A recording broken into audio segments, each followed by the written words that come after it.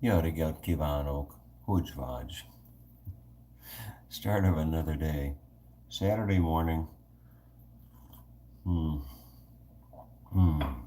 Just after about 4:30, I think. Maybe 5. I don't know. Alexa, what time is it? The time is 5:28 a.m. 5:28. You know, it's hard to imagine life without Alexa. It's, I mean, how did I get I didn't through? catch that. How did I get through my days before she came along? My life was just empty and meaningless. And then she came into my life and just changed everything. I mean, if I want to know what the weather is, I just say, Alexa, what's the weather today? Currently, in Fort Myers, it's 73 degrees Fahrenheit with mostly cloudy skies. Today, you can expect some sun and thunderstorms, with a high of 88 degrees and a low of 73 degrees. I haven't been able to go to the jacuzzi for the last 2 nights because because it's these thunderstorms, these storms just kind of roll through. It happens every time or it happens every year this time. The heat, the heat, it gets warmer and it heats up the ocean or whatever, I don't know. But anyway, what I do know is that these storms come through almost every day like clockwork, and some of them are rather impressive and massive, with all types of lightning strikes and thunder, and when it rains, it pours. It really does.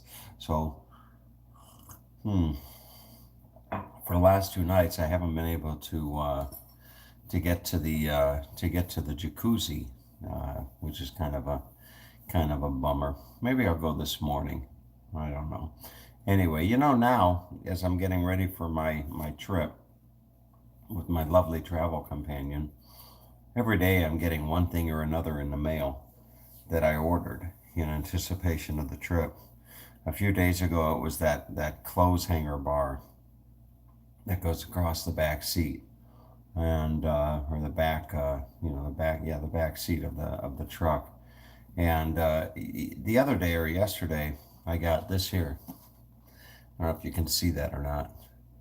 It's called the Right Guide, WRIGHT, the Right Guide to Free and Low Cost Campgrounds for Frugal Guys like Tom Hall. But free and low cost campgrounds. Traveling around the country in a camper, an RV, whatever it is. It's like you've got your home on wheels. As I look for my little cookie, but it's like you've got your home on wheels. But you still got to fill up, as Skipper Smith will tell you. You still got to fill up with gas. You still got to fill up with gas. And when you got a truck that goes something like, I'm looking for my cookie. But anyway, when you have a truck that goes something like, 10 miles to the gallon or something like that, uh, it is, it can be expensive. So, I came across this book. There's no shortage of books like this, but this book, what's included in this book are city and county parks, national forest and Bureau of Land Management campgrounds, public campgrounds operated by utility firms and lumber companies. Who would have thought utility firms and lumber companies maintained campgrounds? Overnight stops created by Lions and Kiwanis clubs, state operated fishing camps, low cost off season campgrounds, camping areas, and even some small mom and pop private campgrounds. So, most of these, it says that a good percentage of these are situated on a river, a lake, or even at the ocean. So it'll be interesting as the travel progresses to see what if, in combination with the boondocking, you can go to boondockerswelcome.com, which is a great resource. I'm going nuts here looking for my cookie. We are we're creatures of habit. We're creatures of habit. And every morning, I have my coffee, and I have my cookie. So I took the cookie out, and it's somewhere in here. I don't wear my glasses when I do my videos, but anyway. So it'll be interesting as the summer progresses to see just where the adventure takes me. I was surfing YouTube last night, and of all the people to be chatting with as I was lying there in bed, I started chatting with the lovely Paula.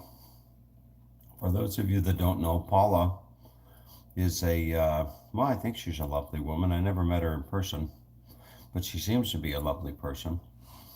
I met Paula on YouTube, and Paula is a librarian and a single mother.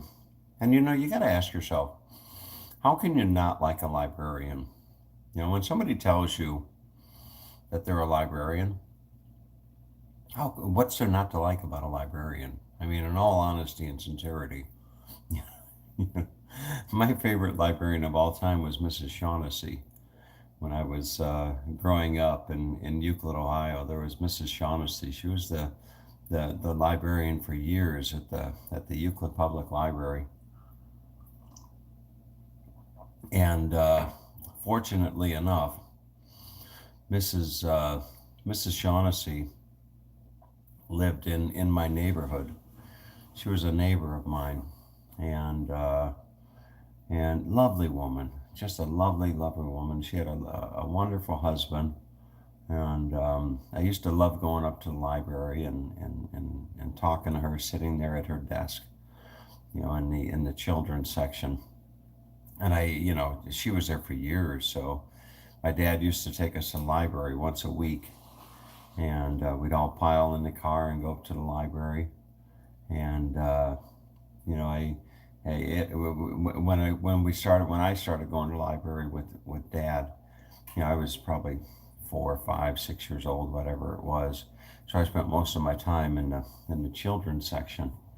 But then, even as I started to get older, and I started to gravitate over toward the other side of the library, where the adult books were with the naughty pictures in them that I wasn't supposed to be looking at. I would still find my way over to chat with. I'd still find my way over to chat with Mrs. Shaughnessy, but she has since passed. And boy, I used to remember, summer nights. Her and her husband would sit on the porch, watching the Cleveland Indians play baseball, and I often remember she was on my paper route as well. But I remember just, spending some summer nights on the porch with her and her husband, and they had a dog named Sean. I think his name was a Irish setter. But anyway, so that's my trip down memory lane for the morning, and in all likelihood, I'll be going down some other memory lanes here in the upcoming summer. But yesterday I asked a question, and a couple people responded, but I'm sure more than a couple people went through their day thinking about it, and that was to finish the sentence, life is. Life is what? Life is beautiful, life is challenging, life is whatever, life is. And I thought about that on my own. When you're out on a bike ride. Yesterday I took a wonderful bike ride of probably about an hour and 20 minutes. about 20 miles or something. And when you're out on the bike, when I'm out on my bike, I should say, I've got my music, usually listening to the Zac Brown Band country music, and got my music playing. And there's nothing really to do but pedal and think. That's all you do. You just pedal and think. And as I was pedaling and thinking, I was thinking about that question, life is. And there's so many different ways that you can answer that.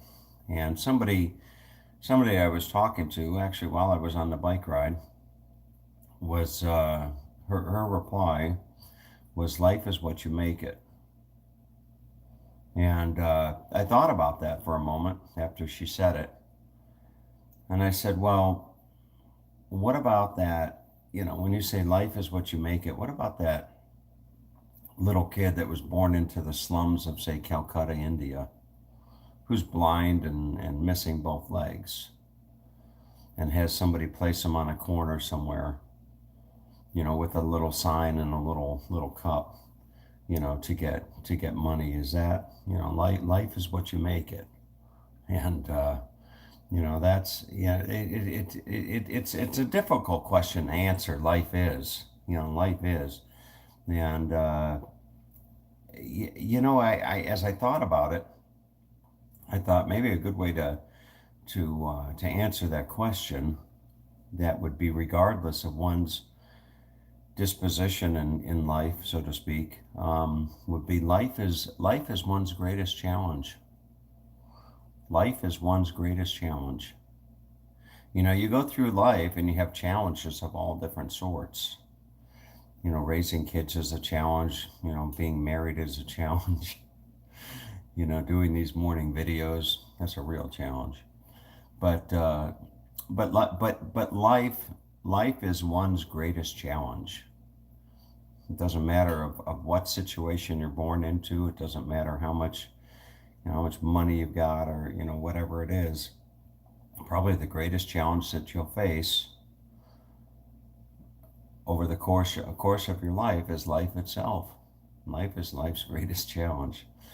But anyway, it's a I was laying in bed this morning, just thinking about what to talk about this morning. And as I was doing so, I found myself thinking of a quote that I once heard. And the quote, and I haven't been able to find this quote, so I can't remember where I heard the quote, or who the source is, or what have you. I can't find it, but I want to say it was something like Confucius or something like that. But the quote simply said something to the effect of, a man's face with no sorrow has no deep thoughts. A man's face showing no sorrow has no deep thoughts. And I went online today and I quoted, or I typed in quotes about sorrow, or something like that. And I came across a section, or a book website or something, called Goodreads. And one of the quotes in here that kind of correlates to what I was just saying comes from Victor Hugo. And when I do my high hopes for the day, several times there's quotes from Victor Hugo, and I don't know who the hell Victor Hugo is, but I asked her this morning, and I guess he was a French poet, and he was the author of Les Miserables, and also The Hunchback of what used to be Notre Dame, over in Paris. And his quote basically says, those who do not weep do not see. Those that do not weep do not see. And what a great quote, what a really, really, really great quote. But there's some really, really good quotes in here. Henry Wadsworth Longfellow said, every man has his secret sorrows, which the world knows not. And oftentimes we call a man cold when he is only sad. Isn't that something? And we need not be ashamed of our tears, Charles Dickens. And there's all types of great quotes in here about about um, about this. And one quote here from Khalid Husani, A Thousand Splendid Suns writes, "Behind every trial and sorrow that He makes us shoulder, God has a reason."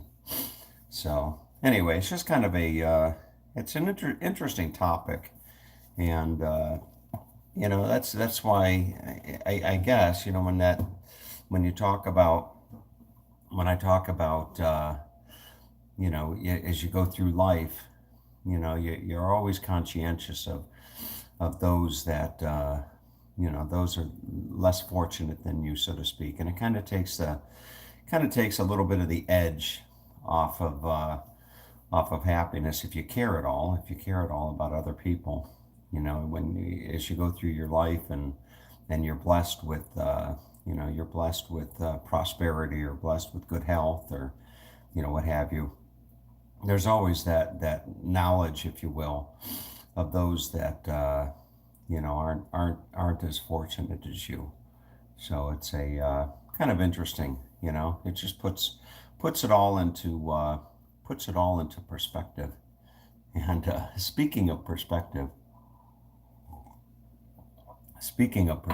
there's the other thing that I was thinking about is, you think about life.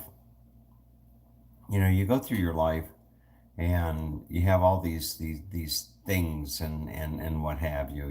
Like I bought this big truck, and I live in this big house and what have you. And when I'm out on my bike and I'm riding, pedaling and thinking, so to speak, oftentimes, I'll be listening to music or what have you, and I'll have these when the wind isn't blowing in my face, I'll have these euphoric feelings. You get high on fitness, so to speak, and I'll have these euphoric feelings, and you look off into the distance. You look at the vastness of the vastness of the sky, and this time of year down here in Florida, oftentimes you'll see, the sky is adorned with these big puffy white, I think they're called cumulus clouds, if I paid attention in science class correctly. But but anyway, you can't. At least myself, when I'm out there and I'm pedaling and thinking, and I'm looking at the horizon, you can't help but to I can't help but to feel His presence, God's presence. And you just look off into the distance, and while some people see clouds, oftentimes in my mind I'm visualizing the circumference of the earth. I'm looking beyond the horizon, and in my mind, I'm seeing I'm, in my mind, I'm seeing the curvature of the earth, and the vastness of the sky and space and all that kind of stuff. And it's just, you got to marvel at what we're a part of, and sometimes I think it's like a cruel little trick, that God played on us. Here we are, we being humans, stuck on this little tiny thing in the middle of God knows what, just kind of floating around. It's kind of like you're shipwrecked. You're on a boat or something and it capsizes, and you're in a little life raft, or you're hanging on to a beach ball in the middle of the ocean, and you're just kind of looking around, and there's nothing. There's nothing for miles, so to speak, and you don't know what's below you, and you don't know, that's more or less what it's like being here on this earth. It's I'm not going to say a dirty little trick, but it really is something. And when you think about it, if you really think about it, that the things that you have in your life, are just so small. I mean, if you took a speck of dust, if you put a speck of dust on the tip of your finger, okay,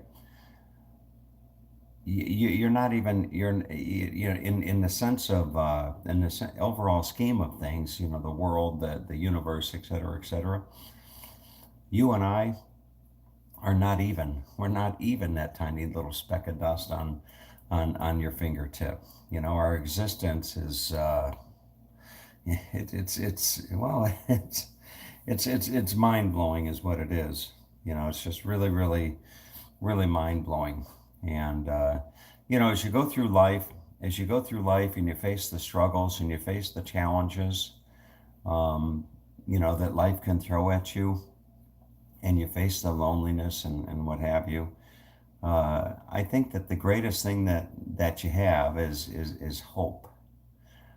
You go through life, and no matter how, you know, how good or bad your life is, or how bad your life gets, I should say, you have hope. You have hope that there's some point to all of this, that there's some purpose to all of this. You have hope, you know, that when you leave all of this, that there's going to be something, that there's going to be something on the other side that makes all this worthwhile, all this, you know, makes sense, so to speak. So it's that hope. You can call it hope, you can call it faith, you know, what have you. But you know, that's as I've gone through life and faced challenges and dealt with struggles. It was that hope and that faith that kept me going every day. It was the faith and hope of you know, that there's a God in heaven, and what have you, and that there's some method to the madness of sticking us on this little thing called Earth, you know, just floating out in the middle of you know, God knows what.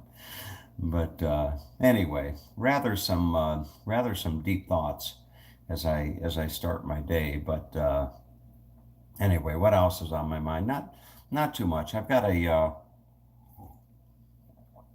full slate. You know, I'm doing a website. You know, the guy that I stopped and saw in Georgia, his name is Randall Cameron, and his wife's name is Brandy, and they've got a little boy. His name is Bryce, Bryce, Bryce.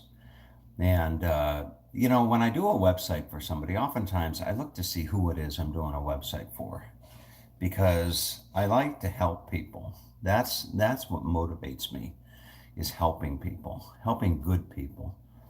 And when I was looking up Randall, you can find him. His just Google Accurate, Accurate. Just Google Accurate Care Automotive Marietta. Accurate Care Automotive Marietta, and you'll see his current website. But if you scroll down, there's the most adorable picture of their family. It's Randall and his wife Brandy, and their little precious boy Bryce, and it's a family portrait that, in all likelihood, was professionally done. But you know, I don't find myself I don't find myself envying people, you know, all that often. You know, envy is not a good thing. Envy is not a good emotion to have. I don't even know if envy is an emotion per se, but anyway, envy is not a good thing. But oftentimes, when I see something like that picture that's on their homepage, um, you know, it inspires me to do a good job for them. You know, it really inspires me to do a good job for them, so I can keep those beautiful smiles on their faces, and you know, make their business prosperous. But I'll look at a picture like that, and I'll see the loving couple, and I'll see the little kid, and it makes me at times, you know, wonder if, you know, what if I had that, you know, what. It's not to say I still couldn't have that, mind you. You know, I'd have to be, you know, the stars. I guess for me at this point in time in my life, the stars would have to align just right, you know, for me to, you know, for me to find the right one of childbearing age, so to speak, and fall in love, and have that picture of me and a little woman sitting on a lawn with a with a little Tommy there in the picture. But anyway, so that's about it. That's about it for the day. I need to get on with my day and let you all do the same, and we'll do the question of the day. Alexa, what's the question of the day? Good morning. Here is today's question of the day. The topic is history. It is worth 2 points. I'm good at While under British rule, which country was known as Ceylon, which is spelled Ceylon? Choose from the following: A. Zimbabwe, B. Poland, C. Sri Lanka, or D. Myanmar. What is D? Nice try, but that's not correct. Sri The Lanka. correct answer was C. Sri Lanka. Although its documented history dates back 3,000 years, Sri Lanka was known from the beginning of British colonial rule as Ceylon. In 1948, the country gained independence from Britain. How does the saying go? You win some, you lose some, or maybe it's shouldn't talk with food in your mouth. I think I heard that saying once or twice too, growing up as a little kid in Euclid, Ohio. Today is, I don't know if I've used this, I don't know if I've had this high hope before, but it is, use your own typeface. Use your own typeface. Each of us has our own unique typeface, our handwriting. It's almost as distinctive as our fingerprints. Don't waste it. Be proud of it. Use it often. Send handwritten letters and notes to friends and loved ones. Each one is a special gift. And the quote is from Charles Kingsley. Beauty is God's handwriting, a wayside sacrament. So, I hate writing. I hate forms. I hate writing. Maybe that's why I type all day long. But anyway, so everybody have a great day. And yesterday somebody made a comment that I think of Hungarian descent living in a nearby town to where I live, and suggesting, sitting down for for a cup of coffee and kava. Isn't it kava in Hungarian? I think it's kava. Fekete kave. I think. Fekete kave. Kicsi fekete kave es. Kicsi narancs, something like that. Little orange juice or something. But anyway, I hope everybody have a great day. Okay, and take good care. Bye.